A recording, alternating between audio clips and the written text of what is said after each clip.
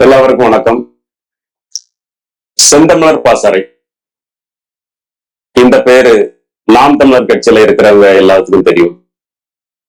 வளைகுடா நாடுகள்ல அனைத்து வளைகுடா நாடுகள்லையும் பரவலா இயங்கிட்டு இருக்கிற ஒரு இயக்கம் தான் செந்தமிழர் பாசறை.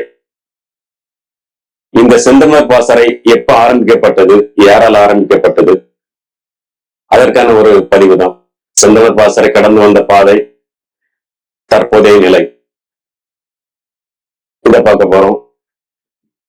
இந்த செந்தமிழர் பாசறை ஆரம்பிக்கப்பட்டு கிட்டத்தட்ட 15 வருட காலம் முடிவடைந்துருச்சு.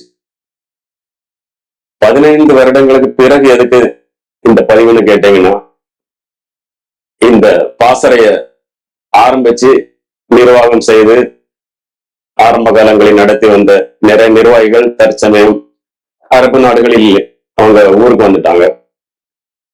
புதிதாக நிறைய உறவுகள் உள்ள இயங்கிட்டு இருக்கிறாங்க.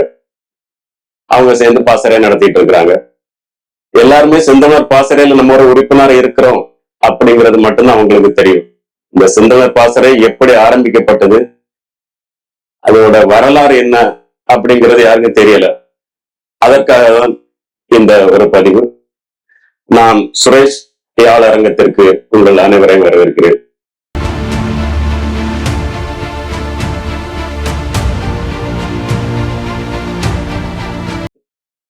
செந்தமிழர் பாசறை, இந்த செந்தமிழர் பாசறை என்பது ஆரம்பிக்கப்பட்ட நேரத்தில் அதனோட பெயர் நாம் தமிழர் நண்பர்கள் மன்றம்.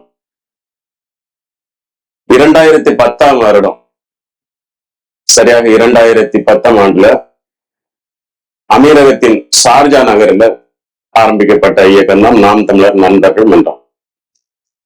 எப்படி ஆரம்பிக்கிறோம்னா, முதல் முறைய இப்படி ஒரு இயக்கம் ஆரம்பிப்போம், தமிழ்நாட்டுல ஒரு அரசியல் கட்சி உதயமாக போகுது, அந்த கட்சியோட பேரு நாம் தமிழர் கட்சி. அதுதான் நமக்கு சரியான ஒரு இயக்கமா இருக்கும். நம்ம கடல் கடந்து வந்தாலும் நம்ம உணர்வால் ஒன்றியணும்னா நமக்கு ஒரு அமைப்பு தேவைன்னு சொல்லி நமக்கு ஒரு ஆலோசனை தந்தவர் தான் அண்ணன் மதன் அவர்கள், மார்த்தாண்டத்தை சேர்ந்த நண்பர். அவருடைய ஆலோசனை பெயரில் ஆரம்பிக்கப்பட்டதுதான் நாம் தமிழர் நண்பர்கள் மன்றம். ஆரம்பத்துல அண்ணன் மதன் ஒண்ணு, நான் ஒண்ணு, சுரேஷ், திருநெல்வேலி மாவட்டம் சவுந்தரபாண்டியபுரத்தை சேர்ந்த அண்ணன் கிங்ஸ்லி அவர்கள், தூத்துக்குடியை சேர்ந்த லெனின் அவர்கள், மற்றும் திருநெல்வேலியிலிருந்து இசக்கி சுப்பிரமணியம், இந்த 5 பேரும் சேர்ந்து ஷார்ஜாவில் நம்ம 2010 வருடம் நாம் தமிழர் நண்பர்கள் மன்றம் பேர்ல எல்லாரும் கூடி ஆலோசித்து இந்த பேர்ல இயங்கலாம்னு சொல்லி நம்ம ஒரு அமைப்பு ஒண்ணு தொடங்குறோம். அமைப்புன்னா வேற எந்த எதுவுமே இல்லை. நம்ம நாட்டில் நடக்கூடிய அரசியல நம்ம கலந்து பேசலாம்.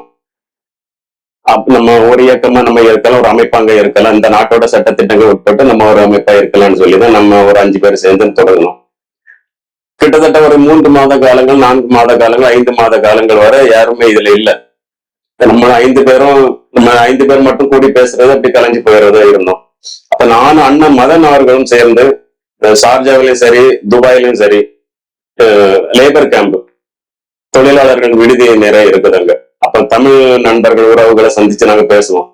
ஈழ போரை பற்றியும் நாம் தமிழர் கட்சியை பற்றி அவங்ககிட்ட எடுத்து சொல்லுவோம். நிறைய பேருக்கு தெரியும், நிறைய பேருக்கு தெரியல. ஒரு சிலவங்க நம்ம சொல்ற கருத்தை உள்வாங்குறாங்க, ஒரு சிலவங்க வேண்டான்னு சொல்லி போயிடுறாங்க. அப்படி எல்லா லேபர் கேம்ப்லயும் நாங்க தொடர்ச்சி நான் அண்ணன் மதன் அவர்களும் பேசுறோம். பேசி ஒரு உறவுகளை நம்ம இணைச்சிட்டு வர்றோம். கிட்டத்தட்ட ஒரு 6-7 மாத காலம் வரை ஒரு 10 பேர் தான் இருந்தாங்க, கூடுதல் யாருமே இல்ல. நாம் தமிழர் கட்சி அப்ப வளர்ந்து வரக்கூடிய ஒரு காலகட்டத்துல இருந்தது. சரி, நம்ம ஒரு 6 மாசம் ஆயிருச்சு, நம்ம நாங்க ஒரு அமைப்பு இருக்கிறோம்னு சொல்லி நம்ம தமிழ்நாட்டுக்கு காட்டணும், நாம் தமிழர் கட்சி கூட நம்ம ஒரு தொடர்பு ஏற்படுத்தணும்னு சொல்லி நம்ம முயற்சி பண்றோம். அப்படி முயற்சி பண்ணும்போதுதான் நம்ம அதுக்கான தேடல்ல நமக்கு கிடைச்ச ஆளுதான் கன்னியாகுமரி மாவட்டத்தை சேர்ந்த நண்பர், கன்னியாகுமரி மாவட்ட செயலாளர் இருந்தாரு. அவரை நம்ம தொடர்பு கொள்றோம். அவரை தொடர்பு கொண்டு நம்ம சர்வதேச செய்தி தொடர்பாளர் ஒருத்தர் இருந்தாரு, அவரை நம்ம தொடர்பு கொண்டு சீமன் அவர்களோட பேசுறதுக்கு ஒரு வாய்ப்பு கிடைச்சது அலைபேசி வழியா. அப்ப நம்ம சொல்றோம், அண்ணன் நாங்க இப்படி ஒரு அமைப்பு தொடங்கி இருக்கிறோம், நாம் தமிழர் நண்பர்கள் மன்றம்னு சொல்லி பேரு. நாங்க இப்பதான் ஆரம்பிச்சிருக்கிறோம், ஆரம்பிச்ச ஒரு 6-7 மாத காலம் ஆச்சுது, ஒரு 10 பேர் இருக்கிறோம், நாங்க தொடர்ச்சி உறவுகளை இணைச்சிட்டு வர்றோம்னு சொன்னோம். அண்ணன் ரொம்ப சந்தோஷம், நம்ம இங்கேயே நாம் தமிழர் கட்சி அரங்கப்பட்டது, அதே இதை நீங்க அங்கேயும் ஆரம்பிச்சிருக்கிறீங்க. மிக்க மகிழ்ச்சியா இருக்குது. நீங்க உணர்வா வந்து கூடியிருக்கிறீங்க. ஆனா அதை விட முக்கியம் உங்களோட பாதுகாப்பு. நீங்க குடும்பத்துக்காக வந்திருக்கிறீங்க. போன இடத்துல நீங்க அரசியல் பேச வேண்டாம். இங்க இருக்கிற நாம் தமிழர் கட்சியோட அரசியலை நீங்க அங்க யாருடன் பேச வேண்டாம். நீங்க ஒரு கலாச்சார அமைப்பாவோ தமிழ் சார்ந்த இலக்கியம் சார்ந்த ஒரு அமைப்பா நீங்க இயங்குங்க. நாங்க அங்கீகாரம் தர்றோம். முழுக்க முழுக்க நாம் தமிழர் கட்சியோட ஒரு கிளை பாசறையாவை உங்களை அங்கீகரிக்கிறோம். ஆனா உங்களோட அரசியலுக்கும் அந்த இந்த அரசியல் அங்க சம்பந்தப்படுத்த கூடாது. நீங்க அந்த நாட்டோட சட்டத்திட்டத்துக்கு உட்பட்டுதான் நீங்க இயங்கணும். நீங்க ஒரு தமிழுக்கு சம்பந்தப்பட்ட விழாக்கள் வரும்போது அந்த விழாக்களை எடுங்க. அந்த மூலம் எல்லாரும் ஒன்றிணைஞ்சு ஒரு அமைப்பா நீங்க இயங்குங்க. அந்த நாட்டுக்கு உட்பட்டு நீங்க எந்த நிகழ்வை செய்யறதா இருந்தாலுமே காவல்துறையில அனுமதி வாங்கி நீங்க பண்ணுங்க. மற்றபடி அரசியல் பேச வேண்டாம். நாங்க அங்கீகாரம் தர நீங்க நாம் தமிழர் கட்சியோட கிளை அமைப்பை இயங்கலான்னு சொல்லி அங்கீகாரம் தந்தாங்க. அந்த நேரத்தில் அண்ணன் சொந்தமன் சீமான் அவர்கள் நமக்கு ஒரு காணொலி அனுப்பியிருந்தாங்க. அந்த காணொலி தற்சமயம் கையில இல்ல, தவறிடுச்சு. முதல் முறையா நாம் தமிழர் நண்பர்கள் மன்றத்துக்கு அவங்க பேசி அனுப்புறாங்க. எல்லாருக்கும் ஒரு வாழ்த்து செய்தியும் அவங்க அனுப்புறாங்க. ஒரு காணொலி வெளியிடுறாங்க. அந்த காணொலி பார்த்து எங்களுக்கு மிக சந்தோஷமா இருந்தது. இன்னும் நிறைய உறவுகளை சேர்க்கணும்னு சொல்லி நம்மளுக்கு ரொம்ப ஆர்வமா இருந்தோம். அந்த நேரத்துல நம்மளுக்கு முதல் முறையா நம்ம இந்த 5 பேரை நாங்க ஆரம்பிச்சோம்னு சொன்னோம்ல, அப்போ நமக்கு முதல் முறையா நம்ம தேடல. முதல் உறுப்பினர் நம்ம கிடைச்ச நபர் தான் புதுக்கோட்டை மாவட்டம் பொன்னமராவதியை சேர்ந்த அரவிந்தன் தான் முதல் முறையா உள்ள வர்றாரு. 6வது நபரா உள்ள வர்றாரு. அது தொடர்ச்சியாக திருமாறன் வர்றாரு. அதன் தொடர்ச்சியாக நம்ம சுகுமாரன் வர்றாரு. பிற்காலத்துல சுகுமாரன் அவர்கள் வந்து நாம் தமிழர் நண்பர்கள் மன்றத்தோட தலைமை பொறுப்புல இருந்து அவர் வழி நடத்தினாரு. இப்படியே நம்ம காலங்கள் கடந்து போகுது. 1 வருடம் 2 வருடம் 3 வருட காலங்கள் கடந்துருச்சு. 2010 வருடமா தொடங்கி 2013 வருடம் வரை நம்ம ஒரு 40 பேர் அவ்வளவுதான் இணைக்க முடிஞ்சது. அதை தாண்டி நம்மளால கொண்டு போக முடியல. நம்மளுக்கு நேரம் இல்லை. கிடைத்த நேரம் முழுக்க நம்ம இதுல அந்த அமைப்புல அந்த உறுப்பினர்களை நம்ம சேர்க்கறதுக்கு, நம்ம தமிழ் உறவுகளை தேடுறதுலயே நம்மளுக்கு காலங்கள் ரொம்ப கடந்துருச்சு. நம்மளுக்கு அங்க வேலைப்பழு தெரியுமா? அரபு நாடுகள்ல போனா எப்படி வேலைப்பழு இருக்கணும். இந்த வேலைப்பழுக்கு இடையிலையும் நம்ம எல்லாரும் சந்திச்சு பேசுறது அப்படி இருந்தோம். தமிழ்நாட்டுல இருக்கிற நாம் தமிழர் கட்சிக்கும் செந்தமிழர் பாசறைக்கும் தகவல் தொடர்பு தேவைப்பட்டது. இந்த தகவல் தொடர்பு தேவைப்படும் போதெல்லாம் நம்ம நேரடியா வந்து அண்ணன் வந்து தொந்தரவு பண்ண வேண்டாம், சீமானை வந்து நேரடியா பேசணும் முயற்சிக்க வேண்டாம். நமக்கு யாராவது ஒரு நபரை வந்து நமக்கு ஏற்பாடு பண்ணணும்னு சொல்லி நம்ம கேட்டிருந்தோம். இப்ப நமக்கு செந்தமிழர் பாசறையில என்ன கோரிக்கை வச்சாலும் நம்ம உடனே பரிசீலனை பண்ணி நம்ம செய்து தருவாங்க. அப்ப நமக்கு ஒரு தகவல் தொடர்பு நமக்கு ஒரு நபரை தேவைப்படுது நம்ம சொல்லியிருந்தோம். உடனே அவங்க ஏற்பாடு பண்ணாங்க. செந்தமிழர் பாசறைக்கும் தமிழ்நாட்டுல நாம் தமிழர் கட்சிக்கும் இடையே தகவல் தொடர்பு ஏற்படுத்துறதுக்கு நியமிக்கப்பட்டவங்க தான் மருத்துவர் இளவஞ்சி அவர்கள் தான் செந்தமிழர் பாசறை கூட நம்ம கொடுக்கிற செய்தியை இளவஞ்சி அவர்கள்ட்ட கடத்துறோம். அவங்க அண்ணன் சொல்லி அதுக்கான அங்கீகாரமும் இதனால நமக்கு வாங்கி தர்றாங்க. அப்ப நமக்கு நாம் தமிழர் நண்பர்கள் மன்றத்துக்கு ஒரு லோகோ ஒண்ணு தேவைப்பட்டது. நம்ம ஒரு லோகோ பண்ணுவோம்.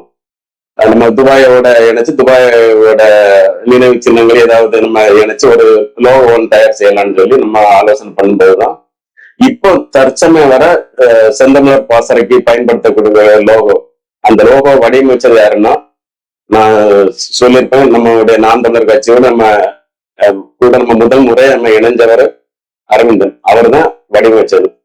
5 லோகோ வடிவமைச்சு தந்தாரு. அந்த 5மே நம்ம அனுப்பி கொடுக்குறோம். அவங்க அண்ணன் வந்து ஒரு லோகோ வந்து தேர்வு செய்து நம்ம தர்றாரு. இதுதான் இது நாம் தமிழர் நண்பர்கள் மன்றத்தோட லோகோன்னு சொல்லி ஒன்று தர்றாரு. அதுதான் இப்பவுமே பயன்பாட்டுல இருக்குது. இப்போ அதனாலதான் நான் ஆரம்பத்துல சொன்ன மாதிரி எல்லாரும் புதிதா வர்றவங்க தெரிஞ்சுக்கணும், இந்த லோகோ நமக்கு செந்தமிழர் பாசறை பயன்படுத்தப்பட இந்த லோகோ வந்து யார் நமக்கு வடிவமைச்சு தந்ததுன்னு. அதை வடிவமைச்சவர் அரவிந்தன் அவர்கள் தான். அப்போ 2013 வருடம் பொங்கல் விழா வருது. இந்த பொங்கல் விழா நம்ம பெரிய அளவுல கொண்டாடலாம் அப்படின்னு சொல்லி நம்ம எல்லாரும் பேசுறோம். பேசும்போது நம்மளோட ஒரு நண்பர் ஒருத்தர் நம்ம அறிமுகப்படுத்தி தர்றாரு. சங்கமம் தொலைக்காட்சி. அவர் ஒரு இலங்கை தமிழரா இருந்தாரு. அவர் ஒரு சங்கமம் தொலைக்காட்சி ஒன்று வச்சிருந்தாரு. பகுதி நேரமா தமிழ் தொலைக்காட்சி, அவர் பகுதி நேரம் இரவு நேரத்துல ஒரு மணி நேரம் சங்கமம் தொலைக்காட்சியோட நிகழ்வுகள் அந்த டிவில ஒளிபரப்பாகும். அப்ப சங்கமம் தொலைக்காட்சியோட நிறுவனர் கலையன்பன் அவர்களை சந்திக்கிறோம். நாங்க இப்படி நாம் தமிழர் நண்பர்கள் மன்றம், நாம் தமிழர் கட்சியோட கிளைமைப்ப நாங்க இங்க இயங்குறோம், அதனால பொங்கல் விழா கொண்டாட போறோம், நீங்க எங்களுக்கு ஏதாவது உதவி பண்ண முடியுமான்னு கேட்டோம். என்னுடைய சங்கமம் தொலைக்காட்சியில இருந்து முழு நிகழ்வாவே நான் உங்க இந்த நிகழ்வு வந்து நான் ஒளிபரப்பு பண்றேன். என்னுடைய சங்கம தொலைக்காட்சியில இருந்து பேசக்கூடிய பேச்சாளர்கள் நிறைய பேர் இருக்கிறாங்க. தமிழ்நாட்டுல இருந்து நிறைய பேர் எனக்கு தெரியும். எல்லாரையும் நம்ம கூட்டிட்டு வர்றேன். நம்ம எல்லாரும் சேர்ந்து இந்த பொங்கல் விழா கொண்டாடுவோம்னு சொன்னாரு. அப்ப அவரோட ஆலோசனை நம்ம கேட்டோம். ஆலோசனை கேட்டு 2013 வருடத்துல ஜனவரி மாதம் நம்ம ஒரு பொங்கல் விழா கொண்டாடுறதுக்கு ஏற்பாடு பண்றோம். நம்ம தெரிந்த நண்பர்கள் எல்லாருமே சொல்றோம். இந்த வாட்ஸ்அப் மூலம் சமூக வலைதளங்கள் மூலம் எல்லாரும் இதை நம்ம அறிவிப்பு கொடுக்கிறோம். துபாயில செந்தமிழர் நாம் தமிழர் நண்பர்கள் மன்றத்தின் சார்பாக பொங்கல் விழா நடக்க போகுதுன்னு சொல்லி அறிவிப்பு கொடுத்தோம்.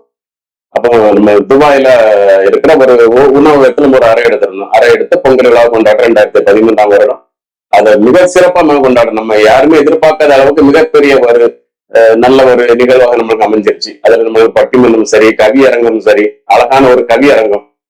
நம்ம காவிரி தமிழ்நாட்டுல இருக்கிற தமிழ்நாட்டை வளப்படுத்தக்கூடிய அந்த காவிரியை பற்றி நிறைய பேர் கவிதை எழுதினாங்க. இந்த கவிதை எல்லாம் நான் எல்லாமே நம்ம இந்த சேனல்ல வந்து அப்லோட் பண்றேன். எல்லாரும் பாருங்க. அந்த கவியரங்கம் எல்லாமே இந்த நிகழ்வு எல்லாமே இப்போ இன்னைக்கு வரை நான் பாதுகாத்து வச்சிருக்கிறேன். இந்த நிகழ்வுகள் அனைத்தையுமே. அப்போ அந்த நிகழ்வு நடக்குது. இந்த நிகழ்வு 2013 வருடம் நிகழ்வு முடிந்த பிறகுதான் நமக்கு இந்த நாம் தமிழ் நண்பர்கள் மன்றத்து ஒரு திருப்பு முனை சொல்லலாம். அந்த நிகழ்வு முடிந்த பிறகு நிறைய உறவுகள் வந்து நம்ம தொடர்பு கொள்றாங்க. நான் வந்து இணையறேன், நான் வந்து இணையறேன்னு சொல்லி இணையறாங்க. நிறைய பேர் இணையறாங்க. கிட்டத்தட்ட 2013 வருடத்துக்கு பிறகு ஒரு மாத நாங்க ஒரு 3 வருடமா 40 பேர் 30 பேர் இருந்த ஒரு அமைப்பு ஒரு 10-20 நாட்கள்ல ஒரு 200 பேர் கூடிய அமைப்பா மாறிடுச்சு.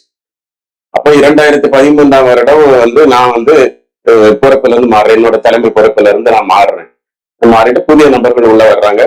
புதிய நபர் உள்ள வரமாக இந்த 3 வருட காலத்திலே தமிழ்நாட்டிலே நாம் தமிழர் கட்சி வந்து ஒரு தவிர்க்க முடியாத சக்தியாகவும், நாம் தமிழர் கட்சி அரசியல் ரீதியாக ஒரு பெரிய அமைப்பா ஒரு அரசியல் கட்சியா வந்து மாறிடுச்சு தமிழ்நாட்டுல. அதனால இது வந்து எல்லா தமிழர்கள் இடத்துலயும் ஒரு பேசு பொருளா மாறுது நாம் தமிழர் கட்சி. அதனால புதிதாக எனக்கு பின்னாடி அடுத்த வரவுடைய நிர்வாகம் என்ன நினைக்கிறாங்கன்னா, இனி நாம் தமிழர் நண்பர்கள் மன்றம் நாம் தமிழர்கள் பேருங்க வேண்டாம்.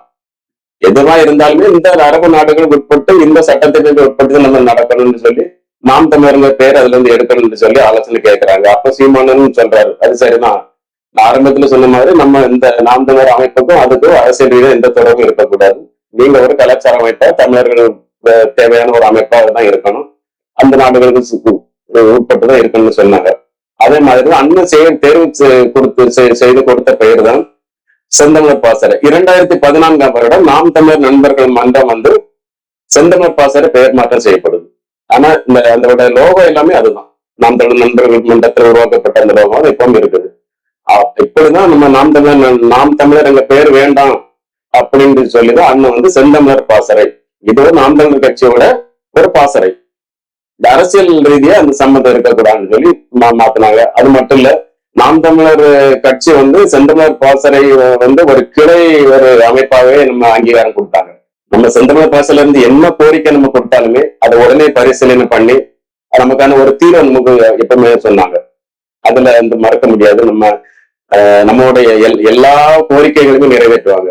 அது மட்டும் இல்ல, இப்ப நான் வந்து கன்னியாகுமரி மாவட்டத்துல நடக்கிற கொடிக்கம்புகள் நட்டாலோ எந்த நிகழ்வு நடத்தாலும் தெருமுனை கூட்டங்கள் நடந்தாலும் நம்மளை தொடர்பு கொள்வாங்க. நம்ம நேரடியா அந்த உதவி பண்ணுவோம். உதவி பண்ணி இந்த கொடிக்கம்புகள் நடுறதுக்கு உதவி பண்றது, தெருமுனை கூட்டங்கள் நடத்தி கொடுறது எல்லாமே இந்த செந்தமிழர் பாசறை மூலமா நம்ம இங்க பண்ணோம். அது என்னோட தனிப்பட்ட முறை. எங்க இருந்து பணம் பிரிச்சு அப்படி இல்லை. என்னோட பணத்தை நான் உங்களுக்கு கொடுக்கறது. அந்தந்த வேற ஒரு மாவட்டத்துல இருந்தாங்கன்னா அந்த மாவட்டத்துல இருக்கிற நம்ம செந்தமிழ் பாசறைகள் நண்பர் வந்து அவங்க மாவட்டத்துக்கு தொடர்பு கொண்டு தெருமுனை கூட்டங்களுக்கு உதவி பண்றது, கொடிக்கம்புகள் நடுறது இப்படி பண்ணிட்டு இருந்தாங்க. நம்ம எந்த பணமுமே வந்து தலைமை கொடுக்கறது அப்படிலாம் அந்த எதுவுமே கிடையாது. என்னோட தொகுதியை வளர்க்கறதுக்காக நான் செந்தமிழர் பாசறைகள்ல இருக்கிறேன். என்னுடைய தொகுதியை வளர்க்கறதுக்காக நான் வந்து உதவி பண்றேன். இப்படிதான் நாங்க பண்ணிட்டு இருந்தோம். அப்போ அந்த என்ன இந்த பொங்கல் விழா முடிந்த பிறகு நம்ம நிறைய பேர் வந்து சேர்ந்த பிறகு நிர்வாக சிக்கல்கள் வருது. அப்போ செந்தமிழர் பாசறைங்கிற பெயரை மாற்றப்படுது. நான் வந்து செந்தமிழ் பாசறையில உறுப்பினராக இருக்கிறேன். உறுப்பினராக இருக்கும் போது ஒரு அடுத்த ஒரு 2015 வருடங்கள்லாம் இது ஒரு 1000 தாண்டி போகுது இதோட. அப்போ வந்து என்ன பண்றாங்க, புதிதாக வந்து நிர்வாகம் வந்து அபுதாபிக்கு ஒரு கிளை அமைப்பு, துபாய் ஒரு கிளை அமைப்பு, ஷார்ஜா ஒரு கிளை அமைப்பு, அலைன் ஒரு கிளை அமைப்பு, குஜரா ஒரு கிளை அமைப்பு, உம்மல்கின் ஒரு கிளை அமைப்பு, அப்படி எல்லாம் ஒரு கிளை அமைப்பா மாறி அந்தந்த நகரங்கள்ல தலைவர், செயலாளர், பொருளாளர் இப்படி நியமனம் பண்ணாங்க. நியமனம் பண்ணிட்டு இருக்கும்போதுதான் மீண்டும் அந்த நிர்வாகம் இந்த 2016 இருந்து புதிதாக வந்த நிர்வாகம் மாறுது. புதிதாக அடுத்த நிர்வாகம் உள்ள வர்றாங்க. அடுத்த நிர்வாகம் வரும்போது ஆண்டோர் பேரவைன்னு ஒரு இதை ஆரம்பிக்கிறாங்க. ஆண்டோர் பேரவைன்னு அவங்களுக்கு தெரியும். ஆண்டோர் பேரவைங்கும் போது நம்ம ஒரு அமைப்பு இருக்கும்போது நம்ம ஒரு மனஸ்தாபம் வரும். இந்த மனஸ்தாபத்தை ஒருத்தருக்கு ஒரு இதாக பிரச்சனைகள் வரும்போது நேரடி சந்திச்சு இந்த பிரச்சனைகளை தீர்த்து மீண்டும் அவங்களை பாசறை கொண்டு எங்க வைக்கிறதா ஒரு ஆண்டோர் பேரவை இருந்து, இந்த ஆண்டோர் பேரவையோட தலைமை பொறுப்புல நான் இருந்தேன். அப்போ நாங்க பார்த்தோம், இது இந்த ஒரு செந்தமிழர் பாசறை அமீரகத்தோடு நின்று விடக்கூடாது. நம்ம இந்த அடுத்த அரபு நாடுகளும் நம்ம கொண்டு போகணும்னு சொல்லி நம்ம ஆலோசனை பண்ணணும்.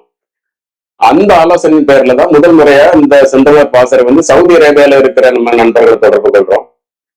சவுதி அரேபியா தொடர்பு கொண்டு அங்குள்ள நண்பர்கள் தொடர்பு கொண்டு இப்படி இயக்கத்தை ஆரம்பிங்கன்னு சொன்னோம்னா அவங்க சவுதி அரேபியால சவுதி செந்தமிழர் பாசறை ஆரம்பிக்கிறாங்க. இப்ப முதல் முறையா செந்தமிழர் பாசறை இன்னொரு அரபு நாட்டுக்கு போகுதுன்னு அது சவுதி அரேபியா தான். அதன் பிறகு மற்ற குவைத்து, கத்தார், பஹ்ரைன் இப்படிப்பட்ட வளைகுடா நாடுகள்ல அது தன்னெழுச்சியாகவே அவங்க தானாக ஆரம்பிச்சாங்க. அதோட வரலாறு எனக்கு தெரியல, அதெல்லாம் எப்படி ஆரம்பிக்கப்பட்டதுங்கிறது எனக்கு தெரியல.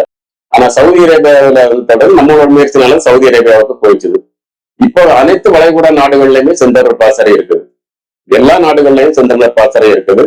நம்ம செந்தமிழர் பாசறைங்கிறது ஒரு அரசியல் கட்சியாக ஒரு ஜாதியோ மதமோ இதுவரை அப்படிப்பட்ட காரியங்களும் விவாதிச்சது கிடையாது. எல்லாருமே நம்ம செந்தமிழர் பாசறைனால் ஒரு குடும்பம், நம்ம எல்லாரும் ஒரு உறவு முறை, ஒரு குடும்பமாக தான் இருந்தோம். இப்ப தமிழ்நாட்டில் இருக்கிற எல்லா அரசியல் கட்சிகளுக்குமே அந்த கிளை அமைப்புகள் இருக்குது. எல்லா கட்சிகளுக்கு குறிப்பிட்டு சொல்லணும்னு தேவையில்லை. தமிழ்நாட்டில் இருக்கிற அனைத்து அரசியல் கட்சினாலும் சரி, ஒரு சின்ன சின்ன ஒரு கட்டமைப்பு உள்ள கட்சிகள் இருந்தாலுமே சரி, அவங்க எல்லாத்துக்குமே கிளை அமைப்புகள் அங்க இருக்குது. நாம் தமிழ் கட்சியோட கிளை அமைப்புக்கு பேர் தான் செந்தமிழர் பாசறை. நான் அதை பத்தி தான் பேசுறேன்.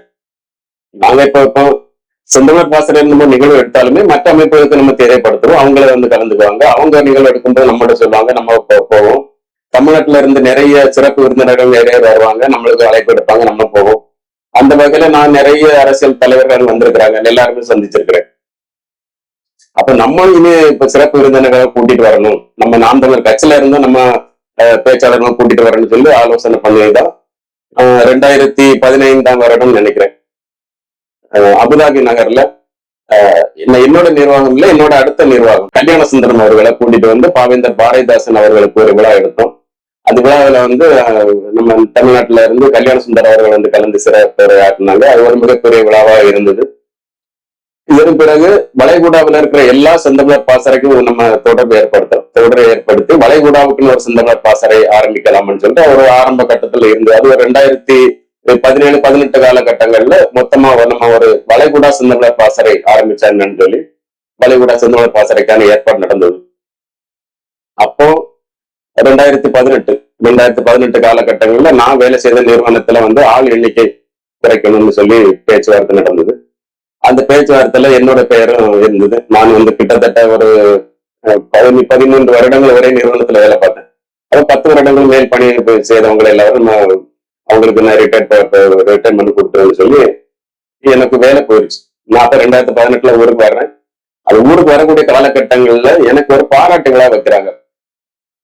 அந்த சுரேஷ் அண்ணன் மிகப்பெரிய பங்களிப்பு செய்திருக்கிறார். இந்த செந்தமிழர் பாசறை ஆரம்பிச்சு ஒரு வழி நடத்தி மிகப்பெரிய அமைப்பை ஏற்படுத்தி வந்திருக்கிறார் நமக்கு நாம் தமிழர் கட்சிக்கு. அதனால அண்ணனுக்கு ஒரு பாராட்டு விழா வைப்போம்னு சொல்லி துபாயில கராமா நகர்ல ஒரு உணவகத்துல எனக்கு பாராட்டு விழா வைக்கிறாங்க. அந்த பாராட்டு விழாவில எல்லாருமே கலந்து பேசினாங்க. நானும் பேசினேன். நான் பேசும்போது ஒரு கருத்தை அங்க பதிவு பண்ணேன்.